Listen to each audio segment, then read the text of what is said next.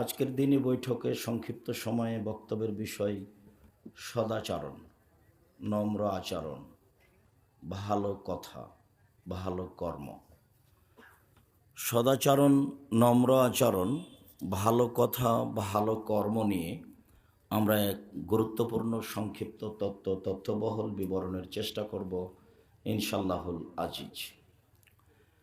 উল্লিখিত বিষয়ের উপরে কথা বলার পূর্বে আপনাদের সাথে একটা জরুরি কথা একে জানার জন্য বলে রাখি যে সদাচরণ হলো নেকির কাজ। হজ যেমন নেকির কাজ, সালাত নামাজ যেমন নেকির কাজ, সিয়াম রোজা যেমন নেকির কাজ, সদাচরণ তেমন নেকির কাজ। মানুষের সাথে ভালোভাবে কথা বললে নেকি হয়, মানুষের সাথে ভালো আচরণ দেখালে নেকি হয়।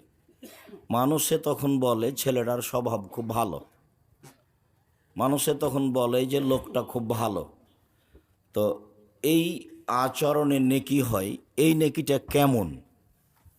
আল্লাহর নবী যা বলেছেন তাতে ভালো আচরণের নেকি, সদাচরণের নেকি বিচারের পাঠে নেকির পাল্লাই সবচেয়ে ভারী। যারা যেখানে আছেন আপনাদের দয়া করে কাজকর্ম বন্ধ করবেন। চলাচল, লেনদেন, ক্রয় বিক্রয়, কোনো কাজে আপনি লিপ্ত হবেন না। আপনাকে আমি অন্তর থেকে ভালোবাসি, আর আমি আপনার কাছে নতুন মানুষ নই। কাজে আমি আপনার জানা মানুষ হিসেবে আমার পক্ষ থেকে আপনার নিকটে জোরালো দাবি, অনুরোধ রইল যে আপনি কিছুক্ষণ কোনো কাজ করবেন না, কোনো কথা বলবেন না, একখেলে চেয়ে থাকবেন। আপনাকে আমি দেখাতে চাচ্ছি এখন যে বিচারের মাঠে মানুষের পাপ নেকি ওজন হবে, তবে সবার ওজন হবে না। যারা ইহুদি ওদের নেকি নেই, যার কারণে ওদের পাপ নেকি ওজন হবে না। যারা খ্রিস্টান তাদের নেকি নেই, যার কারণে তাদের পাপ নেকি ওজন হবে না। যারা হিন্দু তাদের নেকি নেই, তারাও যদি অসহায় মানুষকে দান খয়রাত করে থাকে, টাকা পয়সা দিয়ে থাকে, তারাও যদি মসজিদ তৈরি করার জন্য টাকা দেয়, সে টাকা নেওয়া যাবে, কিন্তু ওর নেকি ও দুনিয়াতে পাবে, মানে অর্থ সম্পদ, ছেলে মেয়ে ভালো থাকবে। পরকালে তার এটা কিছু হবে না। পরকালে হওয়ার জন্য একটা কালেমার দিক দিয়ে আসতে হবে, সেটা হলো মুখে উচ্চারণ করতে হবে লা ইলাহা ইল্লাল্লাহ ওয়া আন্না মুহাম্মাদুর রাসূলুল্লাহ। আমি সাক্ষ্য দিচ্ছি আল্লাহ ছাড়া কোনো মাবুদ নেই, আমি সাক্ষ্য দিচ্ছি মুহাম্মদ আল্লাহর রাসূল। এই কথার ছাড়া, এই লাইন ছাড়া পরকালে কিছু পাওয়ার কোনো দ্বিতীয় লাইন নেই। তো যেহেতু হিন্দুরা এই কথার সাথে নেই, যার কারণে তাদের পরকালে কোনো পাপ নেকির ওজন হবে না। এদেশে যারা শিয়া হিসাবে আছে, কাদিয়ানি হিসাবে আছে, বা এইরকম কাছাকাছি যারা আছে, তাদেরও নেকির পাল্লা, পাপের পাল্লা হবে না। মানে তার বিশ্বাস, কথা, কর্মের কারণে লা ইলাহা ইল্লাল্লাহ ওয়া আন্না মুহাম্মাদ রাসূলুল্লাহ এটা কেটে গেছে। কেউ যদি মহাস্থানে গিয়ে সন্তান চায় আর যদি বলে লা ইলাহা ইল্লাল্লাহ মুহাম্মদ রাসূলুল্লাহ, তাহলে লাভ হবে না। মহাস্থানে গিয়ে সন্তান চাওয়ার কারণে ওটা কেটে গেছে। ওকে বলা হয় শিরক, আবার বলা হয় বড় গুনাহ, কাবিরা গুনাহ। কাবিরা গুনাহর সিরিয়ালে 1 নাম্বার। বহুদিন আমি এই মাঠে পাপের সিরিয়াল দিয়েছি যে পাপের জগতে সবচেয়ে বড় পাপ কোনটা। তখন আল্লাহর নবী বলেছেন আল ইশরাকু বিল্লাহ, আল্লাহর সাথে শিরক করা। এটা হলো পাপের সিরিয়ালে সবচেয়ে বড়। আর 2 নম্বরে আছে উকুক ওয়ালিদাইন, বাপ মাকে না মানা। বাপ মাকে না মানাই দ্বিতীয় মহাপাপ। জেনাও পাপ, জেনাও মহাপাপ, কিন্তু সিরিয়ালে 2 নম্বর নয়। চুরিও মহাপাপ, সুদ ঘুষও মহাপাপ, কিন্তু সিরিয়ালে 2 নম্বর নয়। সিরিয়ালে 2 নম্বর পাপ হলো বাপ মার অবাধ্য চলা। বউয়ের নামে অ্যাকাউন্ট খুলতে হবে না, ভুল হিসাব। বউ পরকিয়া করে টাকাটি নিয়ে পালিয়ে যাবে। হয় নিজের নামে খুলতে হবে দেশ বিদেশে থাকলে, আর নাহলে বাপের নামে খুলতে হবে, মায়ের নামে খুলতে হবে, অন্তত পালিয়ে যাবে না কোথাও। তো তৃতীয় পাপ হিসেবে আল্লাহ রসুল বলেছেন মিথ্যা সাক্ষী দেওয়া। বগুড়া জেলে 20-30 বছর থেকে বহু মানুষ আছে, ও নিজেও জানে না আমি কেন জেলে। সাক্ষী দিয়েছে এভাবে যে আমি নিজ চোখে দেখেছি তাকে মারতে, অথচ যাকে মারতে দেখেছে বলছে ও সেদিন বগুড়ায় ছিল না। এর নাম মিথ্যা সাক্ষী। তো মিথ্যা সাক্ষী খুব ঘৃণিত কাজ, যার কারণে সিরিয়ালেও 3 নম্বর পাপ বলে আমাদের নবী মোহাম্মদ সাল্লাল্লাহু আলাইহি ওয়াসাল্লাম ঘোষণা দিয়েছেন।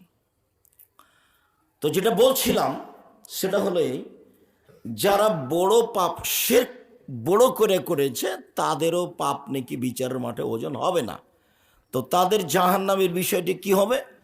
তখন আল্লাহ বললেন যে ইউরাফো বেসিমাহিম, তাদের মুখমণ্ডল দেখেই তাদের চিনা যাবে। ওয়ায়ুখাজবিন নাওয়াসি ওয়াল আকদাম, তার পা এবং মাথার সম্মুখ ভাগ ধরে তাকে জাহান্নামে নিক্ষেপ করা হবে ওজন ছাড়াই, পাপ নেকির ওজন ছাড়াই। তাহলে ইহুদি, খ্রিস্টান, হিন্দু, কাদিয়ানি, শিয়া, এই ধরনের আরও যত আছে যারা কবর সংক্রান্ত পাপ করে ধর্মচ্যুত হয়েছে, এদের ওজন হবে না পাপ নেকি।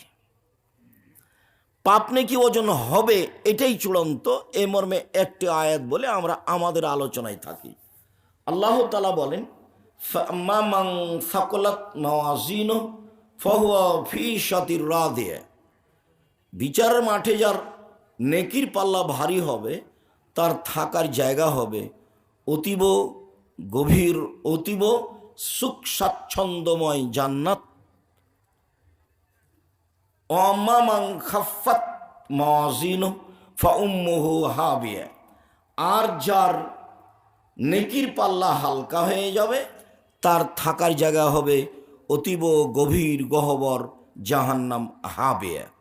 অমাদ্রাকা মাহিয়া, মোহাম্মদ সাল্লাল্লাহু আলাইহি ওয়াসাল্লাম আপনি কি বলতে পারেন হাবিয়া নামক জাহান্নামটি কি?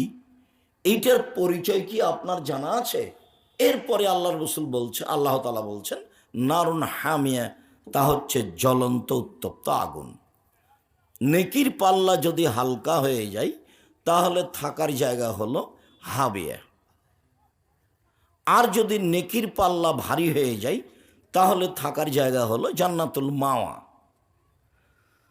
অত্র আয়াতে বোঝা যায় যে মানুষের পাপ নেকি ওজন হবে। তাহলে এবার আমরা আমাদের আলোচনায় ফিরে যাই। আজকের আলোচনার সূচনাতে বলতে চাচ্ছি যে সালাত আদায় করলে নেকি হয়, তবে দাঁড়ি পাল্লায় এ নেকি সবচেয়ে ভারী নয়। যদিও সালাত এমন একটা ইবাদত যে সালাত যদি না আদায় করে মানুষ তাহলে অন্য ইবাদত কাটা যাবে, বাদ পড়ে যাবে। আউয়ালু মা ইসআলু বিহি আল আবদু ইয়াউমাল কিয়ামাহ সালাহ, আল্লাহ নবী বলছেন যে বিচারের মাঠে মানুষকে প্রথম যেটা জিজ্ঞাসা করা হবে সেটা হলো সালাত, নামাজ।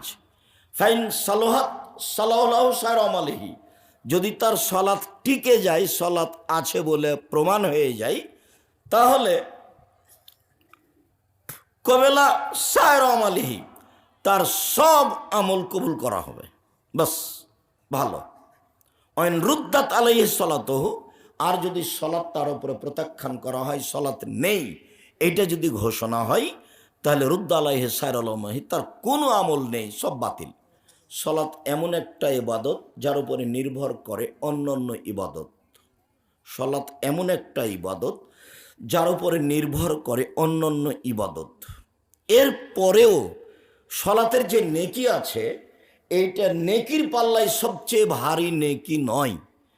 নেকির পাল্লায় সবচেয়ে যেটা ভারী নেকি সেটা হলো ভালো আচরণের নেকি। ইবাদতের জগতে সবচেয়ে দামি ইবাদত হলো সিয়াম, যার বিনিময় নেকি নয় বরং তার বিনিময় হলো জান্নাত। এরপরেও সিয়াম আদায় করে যে ফলটা পাওয়া যাবে এই ফল দাঁড়িপাল্লায় যত ভারী, সদাচরণের নেকি তার চেয়ে হাজারো লক্ষ গুণ বেশি ভারী। তাসবিহ তাহলিল জিকির আজকার করলে নেকি হয়। আল্লাহর নবী বলছেন, মানুষ যদি মুখে বলে সুবহানাল্লাহ, তারপরে বলে আলহামদুলিল্লাহ, তাহলে আসমান জমিনের ফাঁকাটা নেকি দিয়ে পূর্ণ হয়। তো সুবহানাল্লাহ আলহামদুলিল্লাহ নেকির একটা ওজন আছে, মানে ওজন হবে, দাঁড়িপাল্লায় উঠবে। তো এই নেকি যত ভারী, ভালো আচরণের নেকি এর চেয়ে হাজারো গুণ বেশি ভারী। ভালো আচরণ কি জিনিস? আল্লাহ নবী বলেছেন, হজ করলে লোকটা হয়ে যায় সেই দিনের মতো যেদিন তার মা তাকে জন্ম দিয়েছে, মানে নিষ্পাপ হয়ে যায়। তার মানে হজের নেকি অনেক। তো হজের নেকি দাঁড়িপাল্লায় যত ভারী, সদাচরণের নেকি দাঁড়িপাল্লায় তার চেয়ে অনেক অনেক অনেক বেশি ভারী। ভারীর প্রমাণে একটা হাদিস পেশ করে আমরা আয়াতে যাব, তাহলে আমাদের উপস্থিত বোঝাটা সহজ হবে। আবু দারদা রাদিয়াল্লাহু তাআলা আনহু একজন বিশিষ্ট সাহাবী বলছেন যে আল্লাহর নবী বলেছেন, ইন্না আফকালা শাইইন ইদাউ ফি মিজানিল মুমিন ইয়াউমাল কিয়ামা খলকুন হাসান। বিচারের মাঠে মোমেন পুরুষ নারীর নেকির পাল্লায় সবচেয়ে যেটা ভারী নেকি রাখা হবে সেটা হলো সদাচরণ। মনে থাকবে না মনে হয়? আবার বলি, আল্লাহর নবী বললেন যে বিচারের মাঠে মোমেন পুরুষ নারীর নেকির পাল্লা, একটা হলো পাপের পাল্লা আর একটা হলো নেকির পাল্লা, পুণ্যের পাল্লা। তো পুণ্যের পাল্লাতে যেটা সবচেয়ে ভারী নেকি রাখা হবে সেইটা হলো মানুষ যে মানুষের সাথে ভালো আচরণ করে, এতে যে নেকি পায় সে নেকিটার ওজন হবে সবচেয়ে ভারী। এ কথা মুহাম্মদ সাল্লাল্লাহু আলাইহি সাল্লাম বলেন। ভারী উল্লেখ করতে গিয়ে তিনি 10-5 ভারী বলেননি, হাজারো লাখ গুণ বেশি ভারী। মানে ওই শব্দটাকে বলে ইসিম তাবজিল, যেটা আপনারা বুঝতে পারবেন না। এইভাবে দেয়, এটা মিস করে খাওয়ার উপযুক্ত পানি দিতে হয়। কি তোমরা কি বোঝো না নাকি? বলছিলাম যে আমরা একটা হাদিস পেশ করলাম, যা রাসূল সাল্লাল্লাহু আলাইহি সাল্লাম বলেছেন যে নেকির পাল্লায় মোমেন পুরুষ নারীর সবচেয়ে ভারী নেকি হলো সদাচরণের নেকি। তো সদাচরণ কি জিনিস? ভালো কথার নাম সদাচরণ, ভালো কর্মের নাম সদাচরণ। লোকে বলে লোকটার স্বভাব ভালো, এই যে ভালো আচরণ। লোকে বলে যে লোকটার চালচলন ভালো, এভাবে বলে না মানুষে? তো এটাই হলো নেকির কাজ, এটাই। এখানে আর একটা কথা বলে আমরা আমাদের আলোচনায় ধারাবাহিকভাবে আগাই। নেকির পাল্লায় সবচেয়ে ভারী নেকি নয়, তবে ভারী নেকির আর একটা আমল আছে। সেইটা হলো, আবু হুরায়রা রাদিয়াল্লাহু তাআলা আনহু বলেন, রাসূল সাল্লাল্লাহু আলাইহি সাল্লাম বলেছেন, কালেমাতানে, দুইটি বাক্য, ইবাদতের দুইটা বাক্য, খাফিফাতানে আলাল লিসানে, মুখে উচ্চারণে হালকা, ওটা কিন্তু ইবাদত, মানে পড়তেই হালকা, আবার পড়ার জন্য অজু লাগে না। একটা ইবাদত করতে অজু লাগে, করতেই হবে। বলেন তো সে ইবাদতটা কি? সালাত, নামাজ, সালাত। ও আপনি অজু ছাড়া করতে পারবেন না। আর একটা ইবাদত আছে, ওটা খুব দামি ইবাদত, কিন্তু অজু লাগে না। কি সেটা? হজ। হজ দামি ইবাদত, হজ নয়, দামি ইবাদত। সেম রোজা, সেম। আর আরেকটা ইবাদত আছে, তাতে টাকা খরচ হয়। বলেন তো সেটা কি? সেটা হলো হজ। ইবাদত করতে টাকা লাগে, আজীব ইবাদত, ইবাদত করতে টাকা লাগে। তো এই যে আমি দুইটা বাক্য বলবো, এতে পড়তেও ভারী নয়, অজুও লাগে না, টাকাও খরচ হয় না। 1, 2, হাবিবাতানে ইলার রহমানে, বাক্য দুটি রহমানের কাছে প্রিয়, অতীব প্রিয়। সাকিলাতানে ফিল মিজানে, আর বিচার মাঠে দাঁড়ি পাল্লায় এই বাক্য দুটি ওজনে ভারী। সেটা হলো সুবহানাল্লাহি ওয়া বিহামদিহি সুবহানাল্লাহিল আযীম। কোনো বার নেই, যার যা মনে লাগে, যে যেমন পারে সে তেমন বলে নিবে।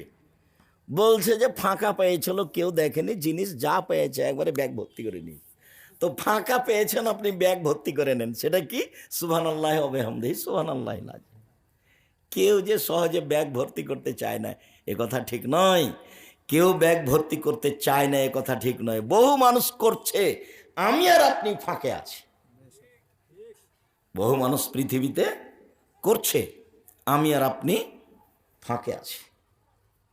আমি করি নাই সেজন্য পৃথিবীতে কেউ করে না, এই হিসাব ভুল। এই কথাটা আবার বলেনি।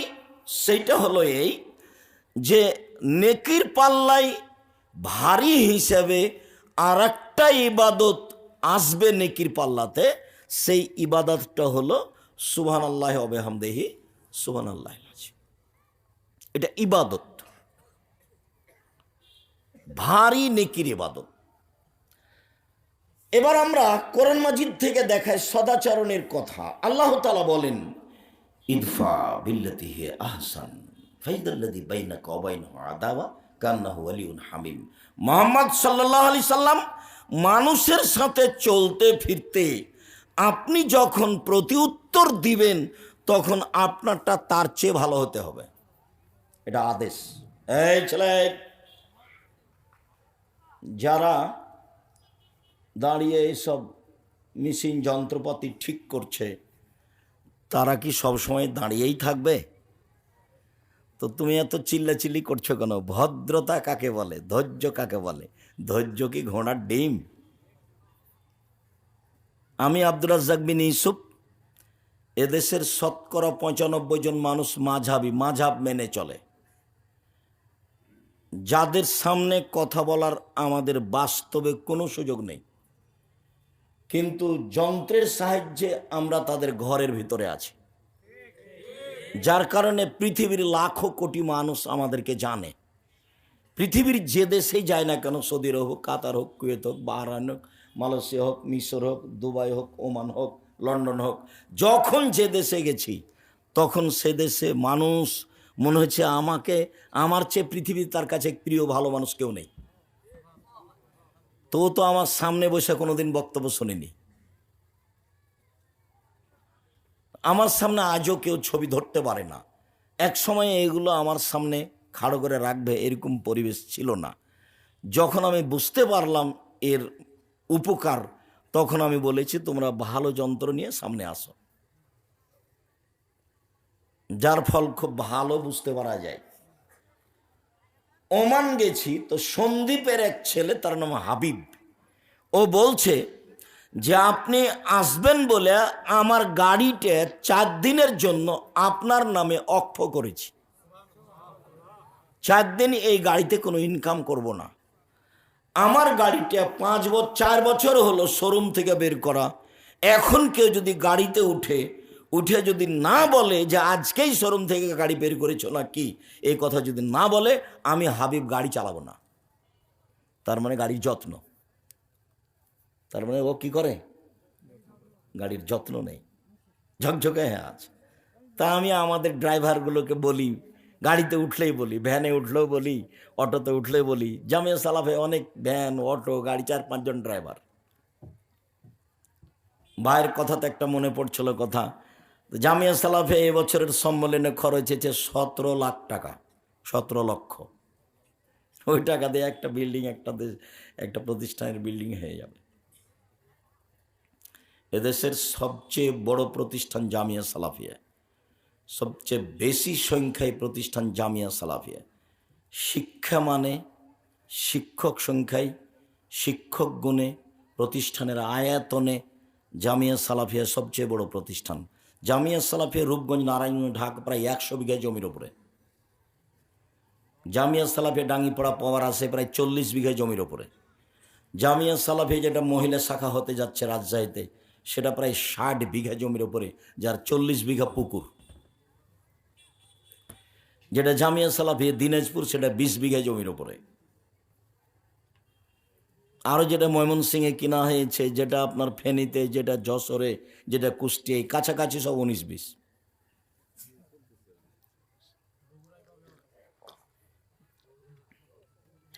বগুড়া তোমাদের এটা শাখা হিসেবে ঘোষণা দিতে দেখলাম আবদুল্লাহকে সেদিন।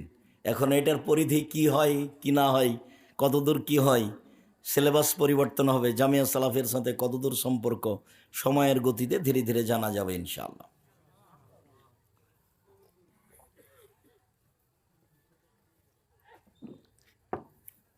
জামিয়া সালাফিয়া ছাত্র আছে প্রায় ৫,০০০, শিক্ষক শিক্ষিকা ৩০০ জন, বেতন লাগে প্রতি মাসে ৩২ লক্ষ, প্রতি মাসে ৩২ লক্ষ টাকা বেতন লাগে।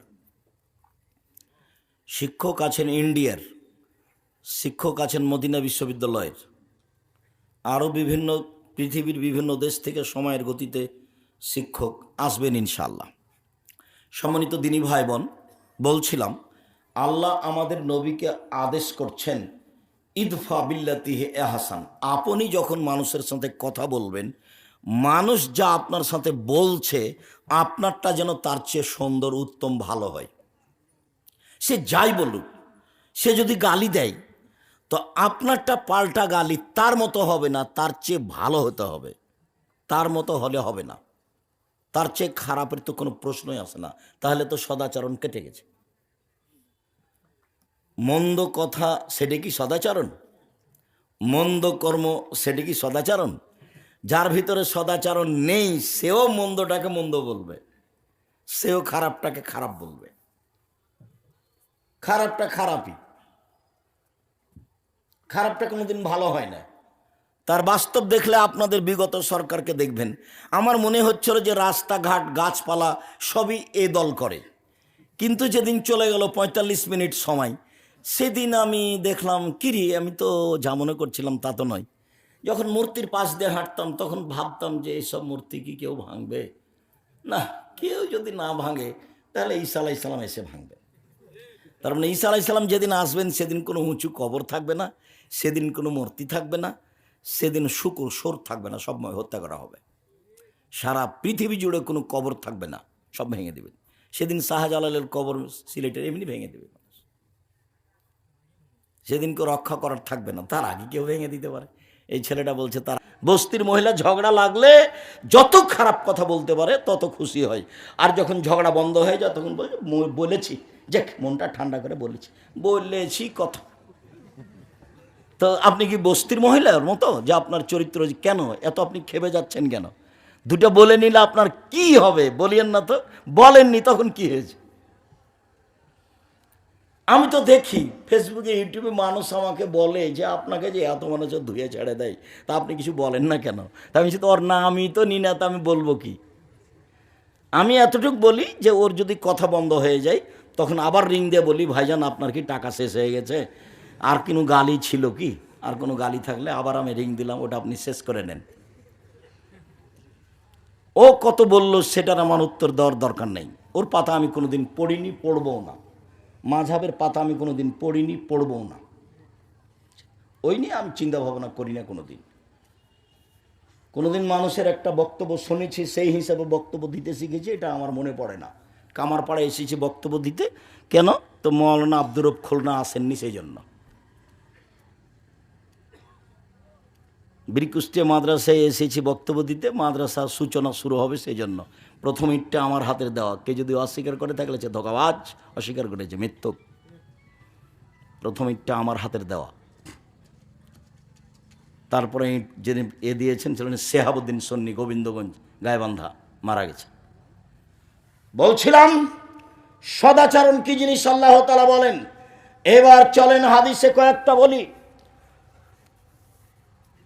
মোজাইনা কাবিলার একজন বলছেন, আল্লাহর নবী, মা খায়রো মা উতিল ইনসানো, আল্লাহ তাআলা মানুষকে অনেক নিয়ামত দিয়েছেন, জমি জায়গা টাকা পয়সা বাড়ি ঘর স্ত্রী আল পরিবার সব কিছু দিয়েছে, অনেক নিয়ামত দিয়েছে। আল্লাহর নবী, সবচেয়ে যেটা ভালো নিয়ামত সেটা কোনটা একটু বলেন তো আল্লাহর নবী, এটা জিজ্ঞাসা। সবচেয়ে উত্তম ভালো কোনটা? তখন আল্লাহ রাসূল উত্তরে বললেন, আল খলকুল হাসান, ভালো আচরণ হলো সবচেয়ে উত্তম নিয়ামত। যার মুখ খারাপ তার কাছে ভালো আচরণ উত্তম নিয়ামত নেই। যে গালি দেয় বউকে জনগণকে তার কাছে উত্তম নেয়ামত নেই। যে কথায় কথায় ক্ষেপে উঠে তার কাছে আল্লাহর পক্ষ থেকে উত্তম নেয়ামত নেই। এই ছেলে, এই মানুষকে অর্থ সম্পদ জমি জায়গা গাড়ি বাড়ি দিয়েছে, তার মধ্যে সবচেয়ে উত্তম কোনটা দিয়েছে বলো তো দেখি? সদাচরণ। সদাচরণ কি জিনিস গো? ভালো কথা ভালো কর্ম। সদাচরণ কি জিনিস? ভালো কথা ভালো কর্ম। লোকে বলে ছেলেটা ভালো, এই যে এটার নাম সদাচরণ। লোকে বলে ছেলেটার ব্যবহার ভালো, এটা হলো ভালো কথা ভালো আচরণ। লোকে বলে ওর স্বভাবই খারাপ, ও দুমুখা, ওর কথা বলছেন কেন, ওর স্বভাব খুবই খারাপ, ওকে দেখতে মন চায় না, ওকে আমি দেখলে ঘৃণা করি, এর নাম খারাপ আচরণ। এই ছেলে বসো, দয়া করে অল্প সময় কাজ দেখাবেন না। যারা আপনারা দিনী বোন আছেন, আপনারা একটু লজ্জাবোধ ইতস্তবোধ করেন। ঢং ঢং করে এসেছেন, হেঁটে আবার ঢং ঢং করে চলে যাচ্ছেন কেন? গেলেন কেন? আজ তো আমি রাত 12টায় আসছিনি, আজকে তো আগে এসেছি। আপনি আজকে বাড়ি চলে গেলেন কোন শরমে? আমি আপনার জন্য এসেছি। সারা বগুড়া জেলার যদি আমি প্রোগ্রাম নিই তো কয়েকশো হবে। তো মানুষের বছর বছর পার হয়ে যায়, একদিন আসতে পারি না, তো আপনাদের সুবাদে আসি। আমি আপনার জন্য এসেছি, আপনি চলে যাচ্ছেন মানে? চলে গেলেন কেন? আপনি সংসারের কি বুঝেন? সংসার কিভাবে করতে হয় সেটা আপনি কি জানেন? আপনার বাপ আপনার বিবাহ দিয়েছে, আপনি স্বামীর কাছে গেছেন, সেই জন্য আপনার বাচ্চা হয়ে গেছে, আপনি মা। মা কাকে বলে আপনার কি জানা আছে? দিন রাত আমি বলেছি, সেই জন্য আপনি মা কাকে বলে বলতে পারেন? আপনার বাড়িতে যদি আমি এখনই ঢুকি, তাহলে আপনার নাতি নাতনির অথবা আপনার ছেলের একটা পায়খানা করা পট আছে, সেটা হলো ঘোড়া। তা আমাদের বাড়িতে তো এই পটটা 3 মিনিটও থাকবে না।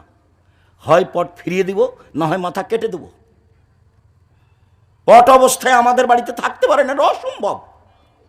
আপনার বাড়িতে আছে, আপনি একজন হস্তিনী মহিলা, মাস্টার ডিগ্রি পাস। আপনার স্বামী বলে, আমি আব্দুর রাজাক বৈশাখ জিন্দগিতে আপনাকে আমি মাস্টার ডিগ্রি পাস বলিনি।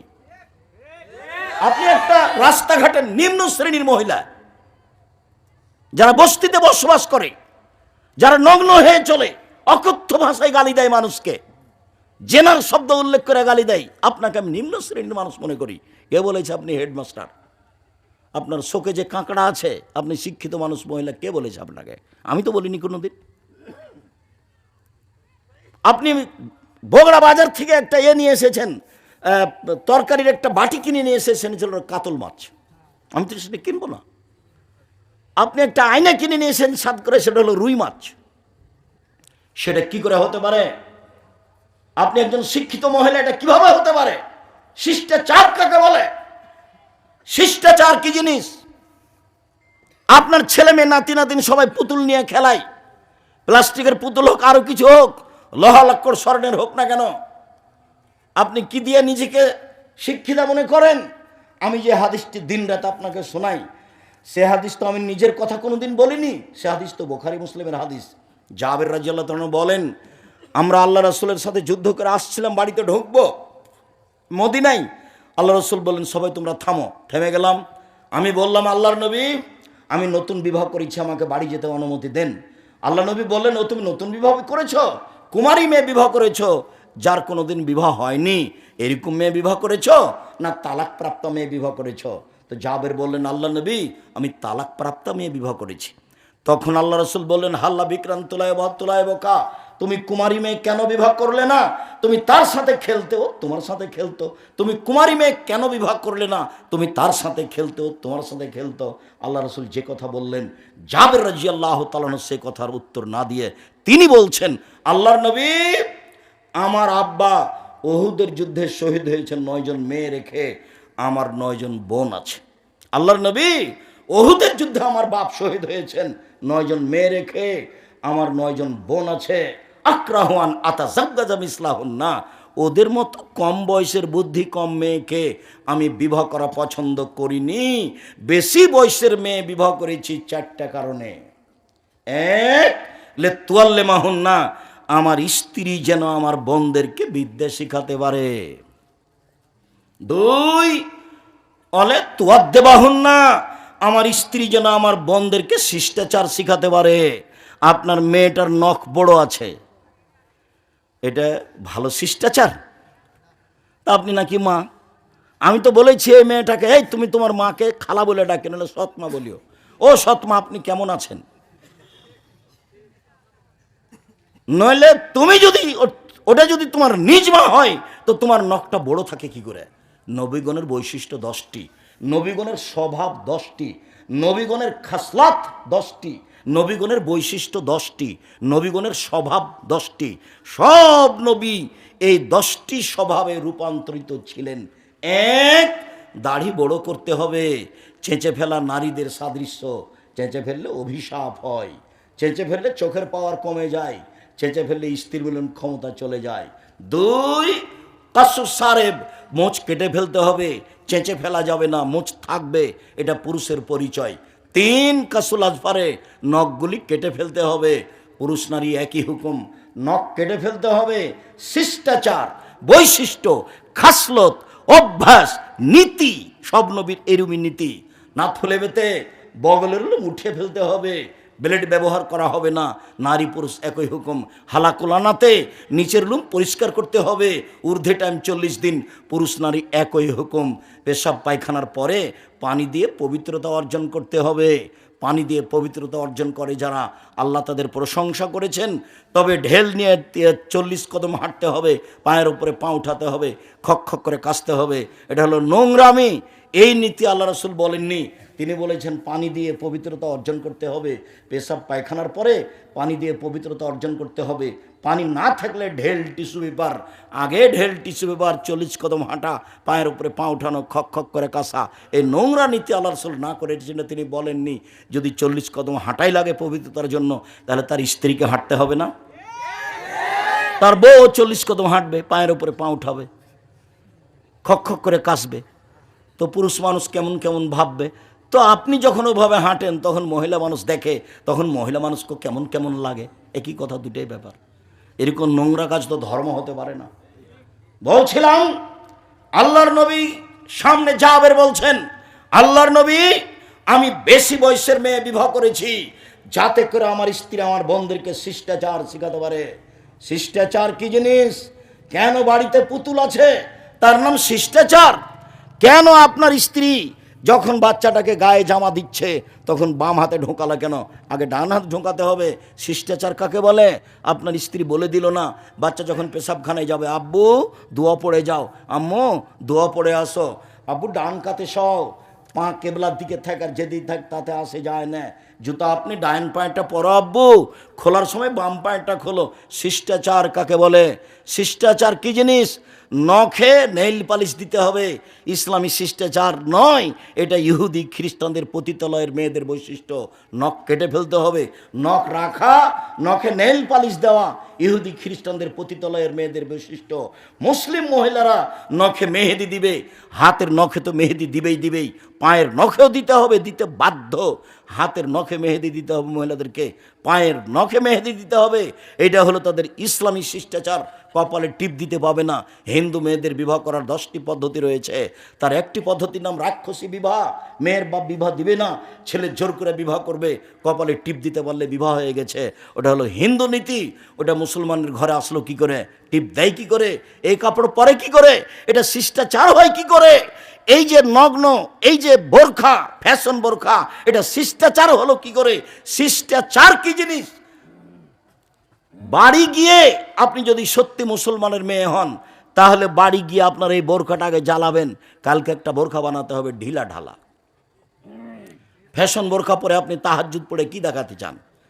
ফ্যাশন বোরখা পরে আপনি শিষ্টাচার কি দেখাতে চান? আমি আব্দুর রাজ্জাক বিন ইউসুফ আপনাকে কষ্ট দিতে আসিনি। আপনাকে আমি মনে করি আপনি একজন হস্তিনী মহিলা। আপনাকে মনে করি আপনি একজন পথে পড়ে থাকা মহিলা, নিম্ন শ্রেণীর বস্তির মহিলা। আপনি আমাকে বলেন, আব্দুর রাজ্জাক সাহেব, আপনি কিভাবে এটা বলেন?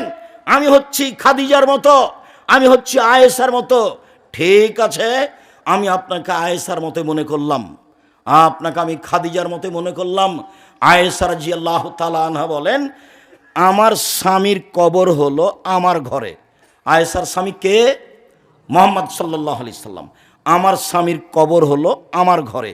তখন আমি আমার ঘরে এমনিতে যাই, মাথায় কাপড় দিই না, এমনিতে যাই।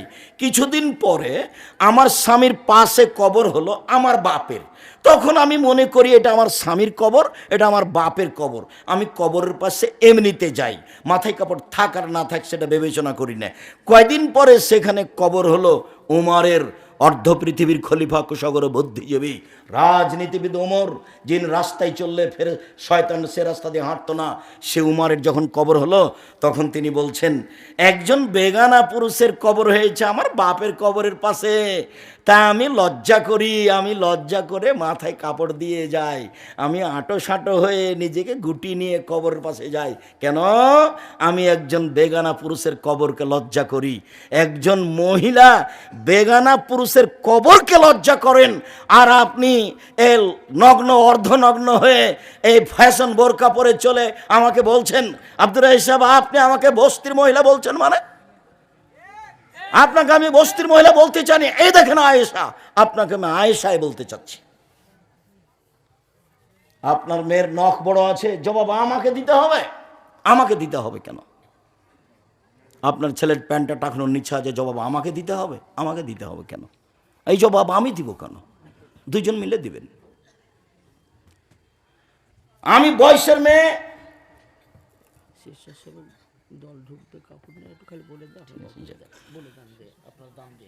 আল্লাহ রাসূল আমি বয়সের মেয়ে বিবাহ করেছি, বলে তুরাজ্জালা হুন্না, আমার স্ত্রী যেন আমার বোনদের মাথার চুল চিরুনি করে সাজগোজ করে পরিপাটি করে রাখে। মেয়ের চুল ওভাবে রেখেছেন কেন? সামনের দিক কেটে। মেয়ে বড় হয়ে গেছে, ওভাবে পিছনে চুল কেটেছেন কেন? জন্মের সপ্তম দিন শুধু মেয়েদের মাথা নেড়ে করা যাবে, আর কোনোদিন মেয়েদের চুল কাটা যাবে না। জরুরি দুর্ঘটনা সেটা ভিন্ন কথা, তো রোজ মেয়েদের চুল সাজগোজ করেন, এটা কি? আল্লাহর নবী আমি বেশি বয়সের মেয়ে বিবাহ করেছি যাতে করে আমার বোনদের চুল চিরুনি করে সাজগোজ করে পরিপাটি করে রাখতে পারে। চার, বলে তাকুমালাইহিন্না, আমার স্ত্রী যেন আমার বোনদেরকে পাহারা দিতে পারে। এই কোথায় গেছিলা? এই মাথায় কাপড় দিয়ে বাইরে যাও, এই রাস্তার এক পাশ দিয়ে হাঁটো, এই তোমার আব্বুকে সালাম দাও, এই তোমার আব্বুর কাপড়টা ঠিক করে নাও, এই তোমার আব্বুর বিছানাটা ঠিক করেছো। সব সময় মা পাহারা দিবে কাকে? মেয়েকে, ছেলেকে। পাহারাদার আমি বলিনি এ কথা, আল্লাহ রাসূল বলছেন মা হলেন পাহারাদার। আপনি ছেলে মেয়ের কি করেন? আপনার ছেলে মেয়েকে আমার সামনে দাঁড় করান, দেখি আপনি কেমন শিক্ষিতা মহিলা, আপনাকে আমি দেখে ছেড়ে দিই। আপনাকে তো আমি দুর্বল ভাষায় কিছু বলতে চাই না, আপনাকে আমি বস্তির মহিলা মনে করব কেন? আপনাকে তো আমি খাদিজার মতো সম্মান দিতে চাচ্ছি।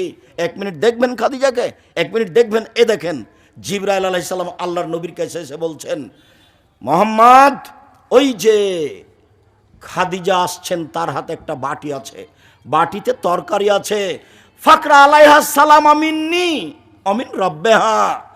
ও আসলে আপনি বলবেন, খাদিজা তোমাকে আল্লাহ সালাম দিয়েছেন, তোমাকে জিবরাইল সালাম দিয়েছেন।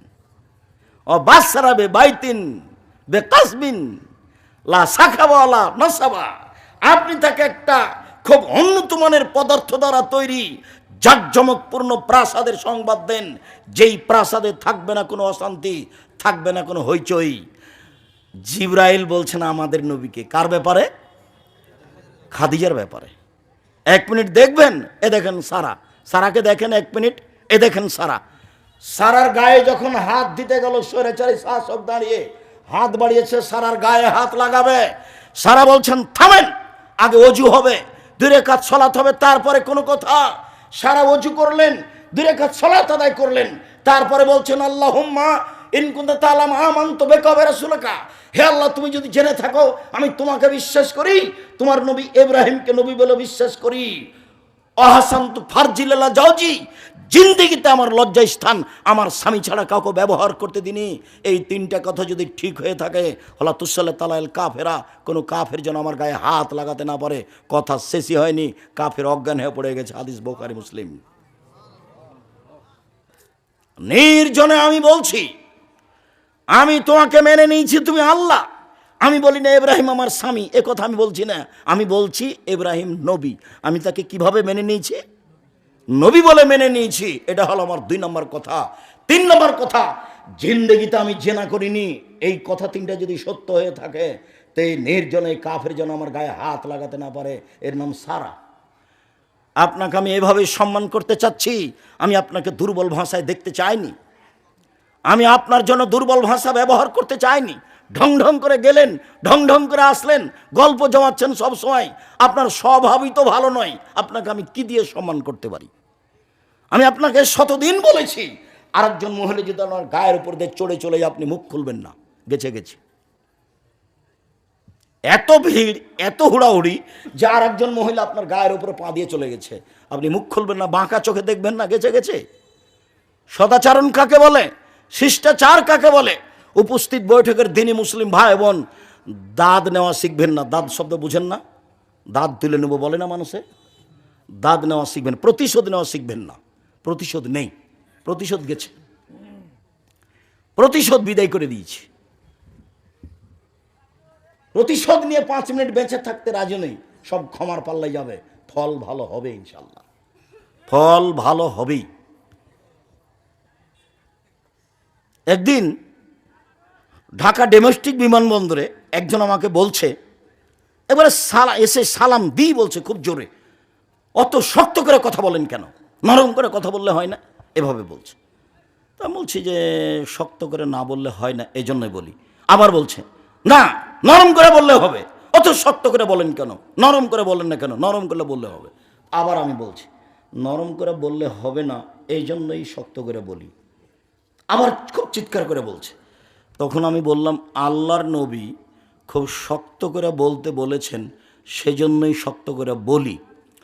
এখন বিমানবন্দর জরিপ করা হোক, যে কয়েকজন লোক বিমানবন্দরে আছে, এই জরিপে যদি আমার কথা বেশি মেনে চলে অন্য বক্তাদের চেয়ে, এইটা যদি না হয়, মানে আমার কথা বেশি মেনে চলে, আলহামদুলিল্লাহ, এটা যদি না হয় জরিপে, আমি আর কোনোদিন বক্তব্য দেব না।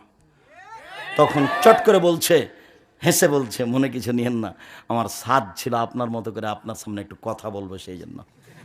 আসলে আমার আপনার বক্তব্য আমাকে পরিবর্তন করেছে, আমার একটু সাধটা ছিল আপনার সামনে এভাবে বলবো, সেই জন্য বলেছি, আমাকে মাফ করবেন, আমার একটা বলার সাধ ছিল আপনার সামনে।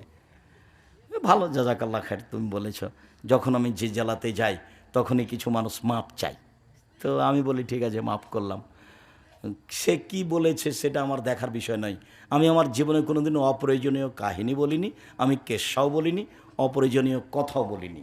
রাসূল সাল্লাল্লাহু আলাইহি সাল্লামের কথা সম্ভবপর বলার চেষ্টা করি। আবু হুরায়রা রাদিয়াল্লাহু তাআলা আনহু বলেন, রাসূল সাল্লাল্লাহু আলাইহি ওয়াসাল্লাম বললেন, আশ-শাহনু রাহমান তুমনে আর রাহমাস শাহনা তুমনে রহমান, সদাচরণ রহমান থেকে নির্গত হয়েছে। রাহামিম এই শব্দ থেকে সদাচরণ শব্দটা নির্গত হয়েছে। এবার আল্লাহ বলছেন, এই সদাচরণ, মানওয়াসালাকে ওয়াসালতহু ওমান কাতাকে কাতাতহু, সদাচরণ তোমাকে যে নিবে আমি আল্লাহ তাকে নিব, সদাচরণ তোমাকে যে ছেড়ে দিবে আমি আল্লাহ তাকে ছেড়ে দিব। যার সদাচরণ নেই তার আল্লাহ নেই। কিভাবে খায়? হিন্দু যেভাবে খায়। কিভাবে জমি জায়গা অর্থ সম্পদ কিনে করে বাড়ি গাড়ি, তো হিন্দু যেভাবে করে। আয়েশা রাদিয়াল্লাহু তাআলা আনহা বলেন, অররাহিমা মুআল্লাকাতুন বিল আরশে, সদাচরণ আল্লাহর আরশ ধরে ঝুলন্ত। তাহলে একটা সদাচরণের একটা রূপরেখা। আয়েশা রাদিয়াল্লাহু তাআলা বলেন, আল্লাহ নবী বললেন সদাচরণ আল্লাহর আরশ ধরে ঝুলছে অবস্থায়। তারপরে সদাচরণ বলছে, আমি সদাচরণ বলছি, মান অসালানি অসালাহুল্লাহ, আমাকে যে নিবে আল্লাহ তাকে নিবে, ওমান কাতানি কাতাহুল্লাহ, আমাকে যে ছেড়ে দিবে আল্লাহ তাকে ছেড়ে দিবেন। সদাচরণ এমন একটা জিনিস যা দিয়ে সবচেয়ে দামি জান্নাত পাওয়া যায়। আবু মুসা আশআরী রাদিয়াল্লাহু তাআলা আনহু বলেন, আল্লাহর নবী বলেন, ইন্না ফিল জান্নাতি লা গোরাব ইউরা জাহিরুহু মিন বাতিনিহা বাতিনুহু মিন জাহিরিহা।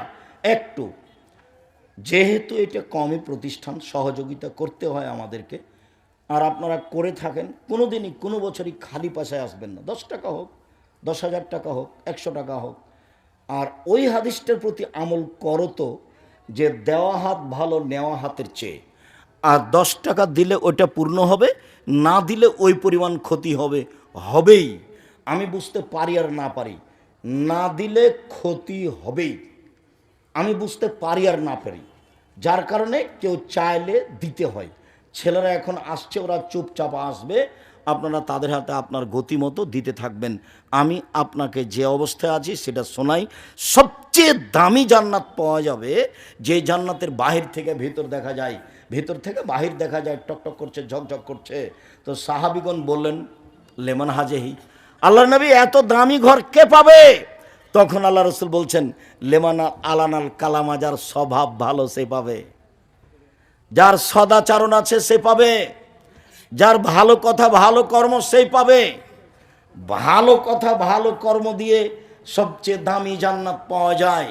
এইবার যে রুজি বেশি করা চায়, যে আল্লাহ আমার টাকা পয়সা কিছু বেশি হোক, আল্লাহ আমার টাকা পয়সা কিছু বেশি হোক, বা আল্লাহ আমার একটু বয়স বেশি করে দাও, একটু দেখেন। আনাস রাদিয়াল্লাহু তাআলা আনহু বলেন, রাসূল সাল্লাল্লাহু আলাইহি সাল্লাম বলেছেন, মান সাররাহু, যাকে ভালো লাগে, আইয়ুবসাতা লাহু রিজকুহু, তার আল্লাহ রুজি বেশি করে দেখ। যে চায় তার রুজি বেশি হয়ে যাক, তার টাকা পয়সা বেশি হয়ে যাক, ওয়া ইনশাল্লাহু ফি আসারিহি, তার বয়স একটু বেড়ে যাক, আরও কিছুদিন বেঁচে থাক, এইটা যে চাই, সে যেন ফালেসেল রাহেমাহু, সদাচারণ করে। সদাচারণ করলে অর্থ সম্পদ বেশি হয়, সদাচারণ করলে বয়স বেড়ে যায়। আল্লাহ যেটা রেখেছেন পৃথিবী সৃষ্টির 50,000 বছর পূর্বে যেটা লিখেছেন, সেটা কেটে দিয়ে নতুনভাবে লিখে দিবেন। তার 1 নাম্বার কাজ হলো সদাচারণ। 2টা কাজে লিখিত ভাগ্য কেটে বাড়িয়ে দেওয়া হয়। 2টা কাজে, হজ তার মধ্যে নেই, সলাত তার মধ্যে নেই, রোজা তার মধ্যে নেই, তাসবিহ তাহলিল তার মধ্যে নেই, কোরআন তেলাওয়াত তার মধ্যে নেই, তার মধ্যে আছে সদাচরণ। রাসূল সাল্লাল্লাহু আলাইহি ওয়াসাল্লাম বলছেন, লাইদুল কাজা ইল্লা বিদুআয়ে, দুয়ার মাধ্যমে ভাগ্য পরিবর্তন করা হয়। পৃথিবী সৃষ্টির 50,000 বছর পূর্বে যেটা লেখা আছে সেটা কেটে আল্লাহ নতুনভাবে লিখে দেবেন 2টা কাজে। মনে থাকবে না মনে হয়? 1 সদাচরণ, 2 দোয়া। আল্লাহ তুমি আমার বাড়ি ঘরের ব্যবস্থা ভালো করে দাও, আল্লাহ তুমি আমাকে একটা ভালো পর্যায় পর্যন্ত বাঁচিয়ে রাখো, আমি যেন ভালো ইবাদত করে তোমাকে সন্তুষ্ট করে যেতে পারি। আপনি আল্লাহর কাছে যে বিষয়ে বেশি চান না কেন, অর্থ সম্পদ, জমি জায়গা, বাড়ি ঘর, ছেলে মেয়ে, আপনি তার কাছে বেশি বেশি দোয়া করলেই আপনার বয়স বাড়িয়ে দেওয়া হবে, যেটা আছে সেটা কেটে লিখে দেওয়া হবে। উপস্থিত বৈঠকের দিনই মুসলিম ভাই ও বোন, এই ছেলে বসো, আমি দোয়া পড়ি, তারপরে কাছাকাছি কয়েক মিনিট। এই বিষয়ে অনেক হাদিস আছে, এরপরে আজকে সংক্ষিপ্ত করতে চাচ্ছি। একটু মনে করতে হবে, বয়স বেশি হয় রুজি বেশি হয়, বয়স বেড়ে যায় রুজি বেশি হয় 2টা কাজে। 1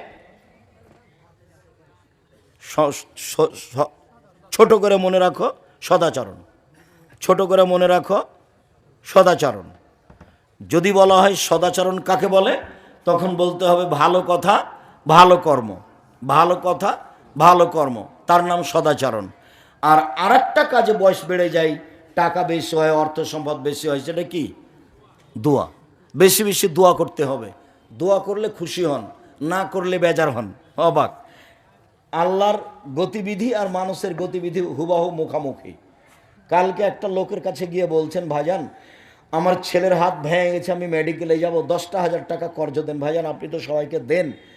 তখন ও বলবে, আচ্ছা ঠিক আছে, তুমি তো বিপদে পড়েছো, 10,000 টাকা নিয়ে যাও।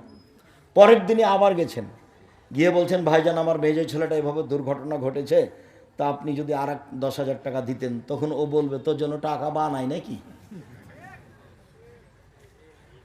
আর এই কথাটাই যদি এখন আপনি আল্লাহকে বলবেন, যতবার বলবেন তত বেশি খুশি, যতবার সংখ্যা বেশি হবে তত বেশি খুশি, আর যত মুখ বন্ধ থাকবে তত বেজার বেশি।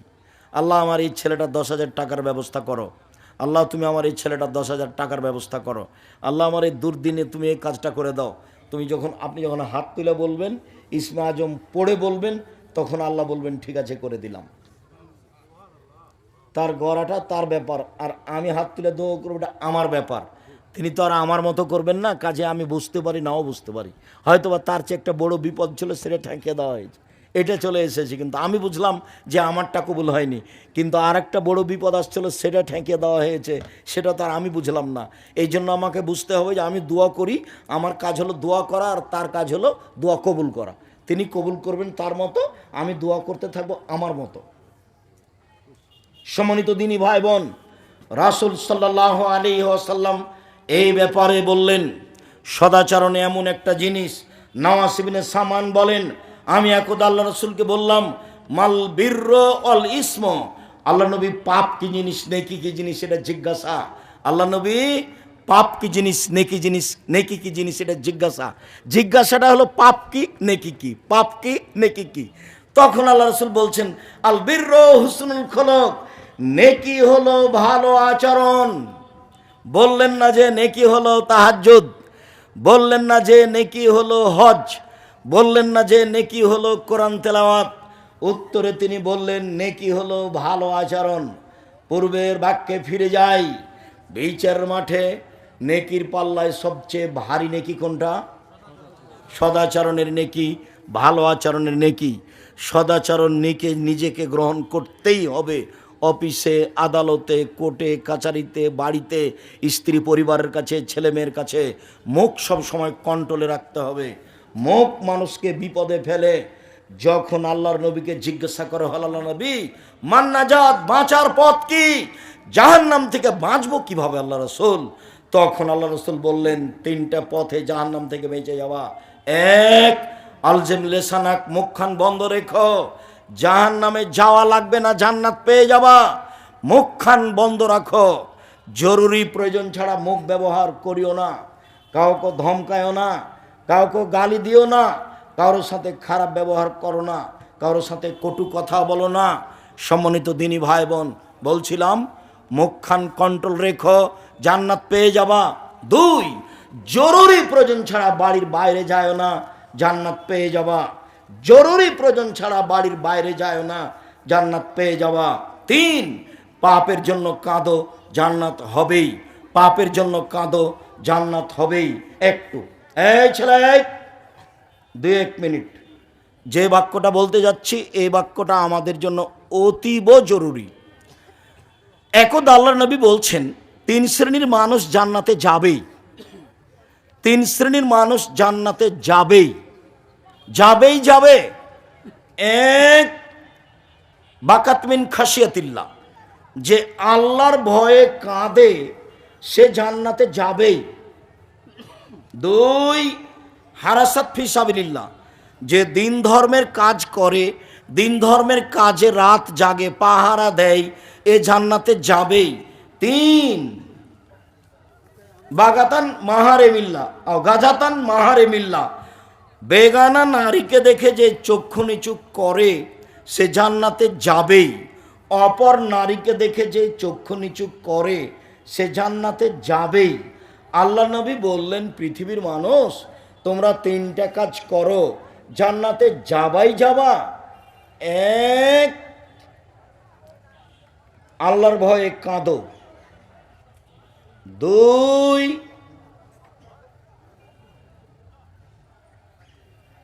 আল্লাহর ভয়ে কাঁদো। দুই, জরুরি প্রয়োজন ছাড়া বাড়ির বাইরে যাবা না।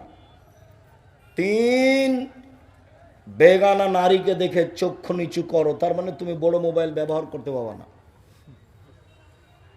নগ্ন ল্যাংটা মেয়ে দেখে চক্ষু ঠান্ডা করে জান্নাত কেনার আশা করো না। জান্নাতে মেয়েরা আছে, সর্বোচ্চ দামি মেয়ে, যাদেরকে জিন কোনোদিন স্পর্শ করেনি, যাদেরকে মানুষ কোনোদিন স্পর্শ করেনি, যাদেরকে দেখে মনে হবে ঝিনুকের মধ্যে লুকানো মুক্তা, যাদের মাথার চুল হবে লম্বা লম্বা, কোঁকড়া কোঁকড়া, কুচকুচে কালো, যারা হবে 15-16 বয়সের মেয়েদের মতো ভিন্ন ধরনের রূপ চেহারার। এই সব মেয়েকে যদি ভোগ করতে হয় তাহলে রং মাখানো এই সব মেয়েদেরকে দেখে চক্ষু ঠান্ডা করে, কলিজা ঠান্ডা করে জান্নাত কিনা যাবে না, ভুল হিসাব। যেদিন বলেছি তিনটা পাপের কারণে সমাজে তিনটা বিপদ নেমে আসে, সমাজে তিনটা পাপের কারণে তিনটা বিপদ নেমে আসে। বিপদ এক, ভূমিকম্প হবে।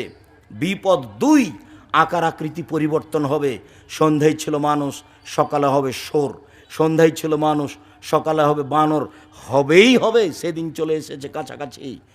বিপদ তিন, সব সমস্যা নেমে আসবে সমাজের তিনটা পাপের কারণে। মসজিদে মারামারি, মাদ্রাসায় মারামারি, যেখানে সেখানে হইচই, জমির দাম যা, রেস্টি খরচ তাই, চতুর্দিক থেকে সমস্যা নেমে আসবে তিনটা পাপের কারণে। বিপদ এক, ভূমিকম্প। বিপদ দুই, আকার আকৃতি পরিবর্তন। সকাল সন্ধ্যায় ছিল মানুষ, সকালে হবে শূকর বানর। তিন, সমস্যা নেমে আসবে, সব জায়গায় সমস্যা, রাস্তাঘাটে মসজিদ মাদ্রাসায় সব জায়গায় সমস্যা। এ হলো তিনটা বিপদ। পাপ তিনটা। পাপ এক, এদা সারেবুল খমরা, যখন মানুষ নেশাদার দ্রব্য পান করবে, বিড়ি তামাক জর্দা সিগারেট গুল পেপসি ঠান্ডা কোকোকলা আরসি, এইগুলো যখন মানুষ স্বাভাবিকভাবে পান করবে, মনে করবে এগুলো মদ নয়। চিরদিন আমি বলে আসছি 30 বছর থেকে, ঠান্ডা পেপসি কোকোকলা আরসি মদ। আর যারা বলছে মদ নয় তাদের কাছে কোনো দলিল নেই, আমার কাছেই দলিল আছে। এর ইতিহাস তলিয়ে দেখতে হবে ঠান্ডা পেপসি কোকোকলা আরসি, তাহলে বোঝা যাবে। সম্মানিত দিনী ভাই বোন, যেদিন আমার উম্মাত নেশাদার দ্রব্য পান করবে, সেদিন এই তিনটা বিপদ নেমে আসবে। দুই, জাহরাতুল কায়নাত, মেয়েরা যখন নাচবে তখন এই তিনটা বিপদ নেমে আসবে। সব মোবাইলে মেয়ে নাচে, সব টিভিতে, সব দোকানে মেয়ে নাচে, সব ঘরে মেয়ে নাচে, রাস্তাঘাটে মেয়ে নাচে, অফিস আদালতে মেয়ে নাচে, শিক্ষা প্রতিষ্ঠানে মেয়ে নাচে। মেয়েরা যেদিন নাচবে তিনটা বিপদ নেমে আসবে। তিন, জারাবুবিল মাজেব, যখন বাদ্যযন্ত্র প্রকাশ পাবে তখন তিনটা বিপদ নেমে আসবে। সব মোবাইলে বাজনা বাজে, প্রায় সব দোকানে বাজনা বাজে, প্রায় সব ঘরে বাজনা বাজে, গাড়িতে বাজনা বাজে, রাস্তাঘাটে বাজনা বাজে। একটা বিবাহ অনুষ্ঠান হয় না বাজনা ছাড়া, একটা গাড়ি চলে না বগুড়া থেকে ঢাকা বাজনা ছাড়া। মানুষ পশু প্রাণীর মতো হয়ে গেছে। দুঃখিত, আপনাকে কি দিয়ে বুঝাই? আমাদের নবী মুহাম্মদ সাল্লাল্লাহু আলাইহি সাল্লাম আফসোস করে বললেন, পৃথিবীর মানুষ মনে রেখো, আমি আমার উম্মতের জন্য দুঃখ প্রকাশ করে গেলাম।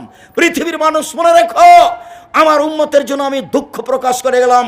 আমার উম্মত ইহুদি খ্রিস্টানদের সাথে মিশে যাবে, কথাবার্তাতে, চাল চলনে, কৃষ্টি কালচারে, অফিস আদালতে, নিয়ম নীতিতে, খাতা কলমে, প্রতিষ্ঠানে, সব কিছুতেই আমার উম্মত মিশে যাবে ইহুদি খ্রিস্টানদের সাথে।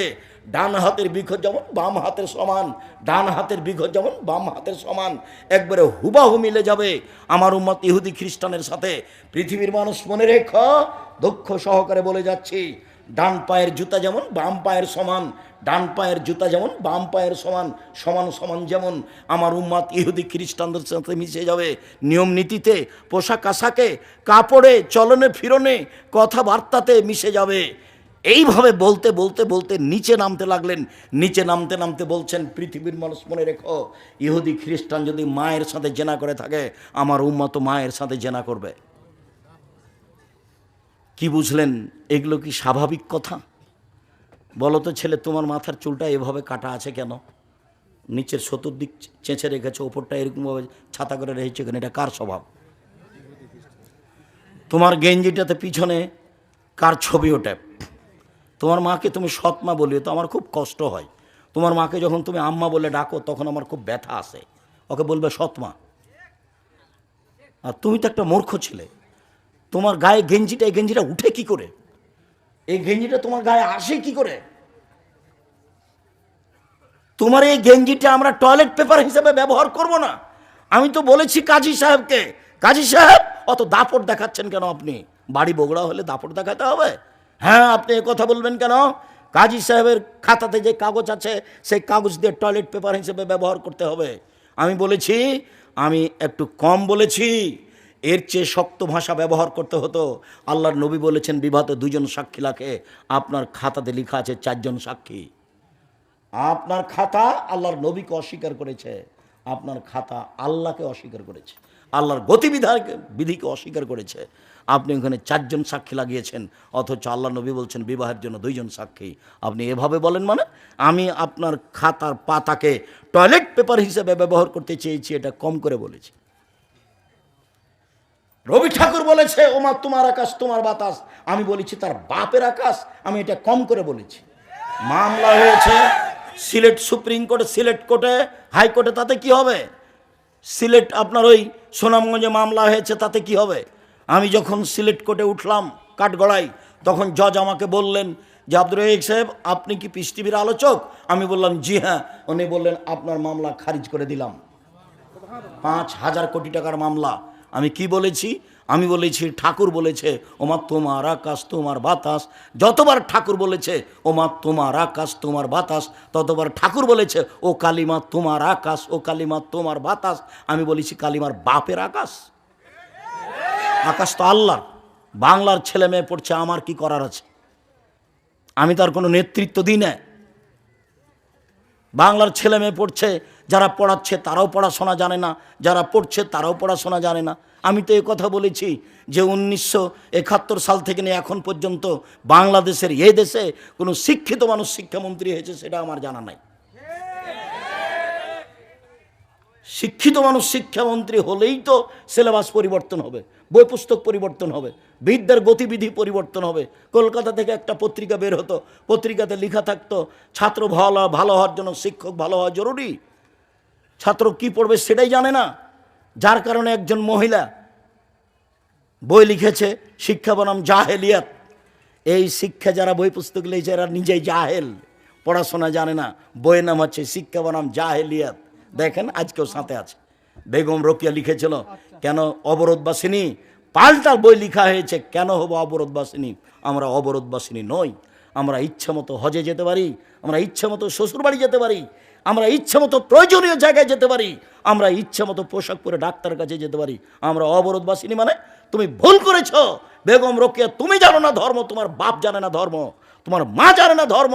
তুমি জাতির কাছে শিক্ষিতময় হতে পারে সেটা ভিন্ন কথা, তুমি রাসূল সাল্লাল্লাহু আলাইহি সাল্লামের কাছে শিক্ষিতময় নাও।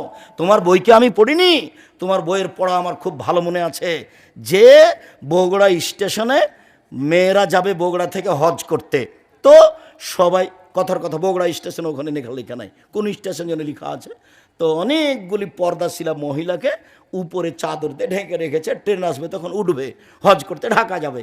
এবার ওই স্টেশনের যে স্টেশন মাস্টার একটু ঘোরাঘুরি করছে, তখন লাথি মেরে দেখছে এগুলো কী গো, কিসের বস্তা গো, এগুলো কিসের বস্তা গো, লাথি মেরে দেখছে। তো মহিলাগুলোর উপরে চাদর দেওয়া আছে, হয়তো ওটাও বসিক বানিয়ে বলেছে ও। তো এখন লাথি মেরে দেখছে, তো পর্দার কি করলো বেগম রোকেয়া, পর্দার কি দেখালো বলেন তো দেখি? অপমান। কি বুঝাতে চাইও? তোমাকে খারাপ লাগেনি, আমাকে খারাপ লেগেছে। আমার বিদ্যায় বাধা দিয়েছে, আমার গাইরিয়ত, আমার মানবতায় বাধা দিয়েছে, আমি এটা মেনে নিতে পারি না। তোমার চলে আমার যে চলে না। তোমার বউকে সারাদিন মানুষে ধাক্কা মারে বগুড়া শহরে, তোমাকে একটুকু খারাপ লাগে না। আর আমাদের বইয়ের গায়ের সাথে যদি একটু কারো ড্রাইভারের একটু আঁচ খেয়ে যায় তাহলে গাও জ্বলে যায়। এর নাম হলো আত্মমর্যাদা, এর নাম হলো আত্মমর্যাদা। আত্মমর্যাদা। 1 মিনিট, আল্লাহ নবী স্বপ্নে জান্নাতে ঘুরছেন, দেখছেন খুব সুন্দর একটা প্রাসাদ, ঢকঢকে ভিন্ন ধরনের প্রাসাদ। আল্লাহ রসুল বলছেন সুবহানাল্লাহ, এত সুন্দর প্রাসাদ কার? তো পাশে একজন বৃদ্ধা মহিলা ওযু করছে। আল্লাহ নবী বললেন এই মহিলা বলতে পারো এই প্রাসাদ কার? তখন মহিলা বলছে এই প্রাসাদ হচ্ছে উমর রাদিয়াল্লাহু তাআলা আনহুর। তখন আল্লাহ রসুল পিছে উঠতে লাগলেন, না না না না, আমার মনটা চাচ্ছলে যে একটু ঘরের ভিতরে ঢুকে দেখি, এত বড় আত্মমর্যাদার অধিকারী মানুষের ঘরে ঢোকা যাবে না। আল্লাহর নবী পৃথিবীর সবচেয়ে দামি মানুষ, উমারের আত্মমর্যাদাকে হিসাব করে সরে আসছেন, অথচ সেখানে উমার নেই। উমারের আত্মমর্যাদা, এত বড় আত্মমর্যাদার অধিকারী মানুষের ঘরে আমি ঢুকি কি করে? এটা কে ভাবছেন? মুহাম্মদ সাল্লাল্লাহু আলাইহি সাল্লাম ঢুকলেন না, বের হয়ে চলে আসলেন। সকালে বলছেন উমার ঘরটা তোমার দেখলাম জান্নাতে, আমার মনটা চাচ্ছিল একটু ভিতরে গিয়ে দেখি, তোমার আত্মমর্যাদাকে হিসাব করে আমি ঢুকিনি। তখন উমার বলছেন আল্লাহ নবী আপনি আমার আত্মমর্যাদাকে হিসাব করেন। এই কথা বলে তিনি ঝরঝর করে কেঁদে ফেললেন। উমর রাদিয়াল্লাহু তাআলা আনহু। তোমার আত্মমর্যাদা নেই, তোমার বোনের নেই, তোমার মায়ের নেই, তোমার বাপের নেই, দিনই আত্মমর্যাদা থাকতে হবে। সম্মানিত দিনী বোন, আপনাকে আমি দুর্বল দৃষ্টিতে দেখিনি। আপনি যদি 4টা কাজ করতে পারেন জান্নাতের সব দরজা খোলা, যে কোনোটা দিয়ে ঢুকতে পারবেন। 1 5 ওয়াক্ত সালাত, 2 রমজান মাসের রোজা সিয়াম, 3 স্বামীকে মেনে চলা, তিতা লাগলেও মিঠা লাগলেও মেনে চলবেন, 4 জেনায় লিপ্ত হবেন না। 4টা কাজ করেন জান্নাতের সব দরজা খোলা। স্বামীর সাথে চলতেই হবে। যদি বলেন চলা যাবে না তাহলে খোলা তালাক করে নেন, কিন্তু আপনি দিন রাত মেয়েকে বলবেন তোর বাপকে পানি দিয়াই, বৌমাকে বলবেন তোমার শ্বশুরকে পানি দিয়ে আসো। যদি কেউ না থাকে তাহলে কোনো সময় আপনি এক গ্লাস পানি নিয়ে ঠকস করে এভাবে রেখে চলে যাবেন। এই সংসারের প্রয়োজন নাই। মাস মাস দিন দিন সপ্তাহ সপ্তাহ এভাবে কী ঢং দেখাচ্ছেন? আমি বুঝে নিলাম আপনার স্বামীর মুখ খারাপ, এটা আমি বুঝলাম। স্বামীর আপনার মুখ খারাপ, আপনি মুখ বন্ধ করে সংসার মেনে নেন, আপনার জন্য ভালো হবে। যত গালি দিবে দেখ, আপনি মুখখান বন্ধ করে সংসার মেনে নেন। আমি আব্দুর রাজ্জাক বিন ইউসুফ আপনার দিনী ভাই, আমি বলছি আপনি সংসার মেনে নেন, তার সাথে উঠেন বসেন কথা বলেন, আজকেই বলেন, আপনার জন্য ভালো হবে। এইভাবে আপনি চলবেন না, কথা বলবেন না, তাহাজ্জুদ পড়বেন, এই তাহাজ্জুদ কবুল হবে না। সহজ পথ, যদি মেনে নিতে নাই পারেন তো আগামীকাল কাজের কাছে গিয়ে খোলা তালাক করে নেন। এ ভাইজান আমি থাকতে পারবো না, তার সাথে সংসার করতে রাজি নই, না দাবি নামাও লিখে দিবে। 30 দিন পরে আপনি বিবাহ বসতে পারবেন, কোনো সমস্যা নেই। বিবাহ বসছেন না, আপনি আপনার ছেলেদের নিয়ে থাকেন, কোনো সমস্যা নেই, কিন্তু এইভাবে আপনি থাকতে পাবেন না। এটাই শরীয়ত। আমি আপনাকে আপনার স্বামীকে বলি, পুরুষ নারী উভয়কে বলি যে জীবনে 2টা কাজ করবেন না সংসারে। বুড়ি হয়ে গেছে মানুষ, 7-8টা ছেলেমেয়ের সব বিবাহ হয়ে গেছে, তারপরে বউকে তালাক দিয়েছে স্বামীতে। কতদিন এরকম দেখাচ্ছে, তাই না? ছেলে মেয়েও বিপদে, মাও বেটাও বিপদে, বেটিও বিপদে, বৌমারা বিপদে, সবাই একটা বিপদে, জামাইও বিপদে। কি করা যায়? এ দুর্ঘটনা কেন? 2টা কাজ করবেন না, একটা হলো প্রতিবাদ আর একটা হলো অভিমান। অভিমান করবেন না কোনো সময়, আপনিও করবেন না, ওই অভিমান করতে পাবে না। আপনি করবেন কি, তোমাকে বললাম যে একটু পা টিপে দাও, পা ব্যথা করছে, তুমি একটু পা টিপে দিলে না। তোমাকে বললাম যে তুমি একটু গরম পানি করে দাও, কতবার বললাম তুমি গরম পানিটা করে দিলে না। এই যে অভিমান, যখন 2-1টা দিবে না, তখন শয়তান আপনাকে বারবার বলবে, দেখ দেখ তোর বউ একটা কথা মানে না, দেখ তোর বউ একটা কথা মানে না, একে তালাক, একে তালাক, একে তালাক। প্রতিবাদ, হ্যাঁ তুমি আমার মাকে এভাবে গালি দিলে কেন? তুমি আমার স্ত্রী হয়ে আমার মাকে গালি দিবা কেন? প্রতিবাদ, প্রতিবাদ করিয়েন না, নইলে বারবার শয়তান খালি আপনাকে বলবে, বল না একটু কড়া করে, বল না একটু শক্ত করে, বল না, খালি বলবি এভাবে। এরপরে যদি তুই আমার মাকে কিছু বলিস তাহলে তোর হয়েছে, তোকে একেবারে 101 কোটি তালাক দিয়ে বের করে দেবো। তখন বিকাল আবার বলেছে, যেমন বলেছে তেমন বলছে, তোকে 100 তালাক দিলাম, তোকে 1000 তালাক দিলাম, তুই চলে যা। আহারে 3টে ছেলে মেয়ে, বড় বিপদ। তো বউ তো চলে গেল, এখন পাশের হুজুরকে বলেছে, তখন পাশের হুজুর বলছে 1 রাতের জন্য বিবাহ দিতে হবে। ইন্না লিল্লাহ, 1 রাতের জন্য বিবাহ দিতে হবে। কি থেকে কি হয়ে গেল, কি করা যায়, কোনো পথ? কে বলছে আব্দুর রাজ্জাক সাহেবের কাছে যান, দেখেন কি বলে। তো বলছে যে আপনার তো বউ 1 তালাক হয়েছে, বউ নিয়ে সংসার করেন, কোনো সমস্যা নেই। 90 দিন পার হয়ে গেলে বউ বিচ্ছিন্ন হয়ে যাবে, তখন বিবাহের মাধ্যমে আনতে হবে। এখন বউ আছে, 1 তালাক হয়েছে, সংসার করেন, তখন বলছে আলহামদুলিল্লাহ, জাযাকাল্লাহ খায়ের, বাঁচলাম। মহিলাকে বলছি, কোনো সময় অভিমান করবেন না।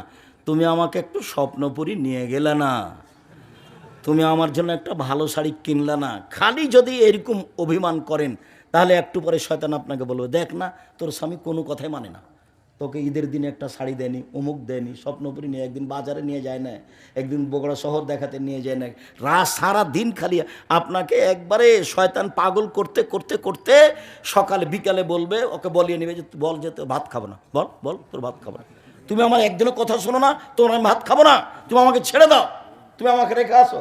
একবারে তাই বলছে, তাই বলবে। ছেলে মেয়ের সব বিবাহ হয়ে গেছে, নাতি নাতিন হয়ে গেছে, তারপরে সংসার বিচ্ছিন্ন। 2 জন আমার চোখের সামনে থেকে ঝরঝর করে পানি ঝরে যাচ্ছে, সাথে ছেলে আছে, সাথে মেয়ে আছে, সাথে বৌমা আছে, সাথে নাতি নাতিন আছে, সাথে একবার ভরপুর 1 গাড়ি এসেছে, বউ আছে গাড়িতে, স্বামী আছে গাড়িতে, 3 বছর থেকে সংসার বন্ধ হয়ে আছে। তখন বলছে শেষ পর্যন্ত কি করা যায়? ওই শেষ পর্যন্ত কি বলতে পারি, সংসার নেই, এটাই চূড়ান্ত। এখন তাহলে আমরা এক বাড়িতে থাকতে পারি না? হ্যাঁ এক বাড়িতে থাকেন, তবে কোনো সময় বলবেন না যে আমাকে পানি দাও 1 গিলাস। কোনো সময় দুইজনের সহযোগিতা আসতে পাবেন না। নাতি নাতিন আপনাদের কাছে যাবে, আপনি ওদিকে থাকবেন, আপনি এদিকে থাকবেন, মনে করবেন যে ওটা পরিবার ভিন্ন, আমার পরিবার ভিন্ন, তাহলে থাকতে পারবেন, নাহলে ভিন্ন হয়ে যেতে হবে। জাযাকুমুল্লাহ খাইর।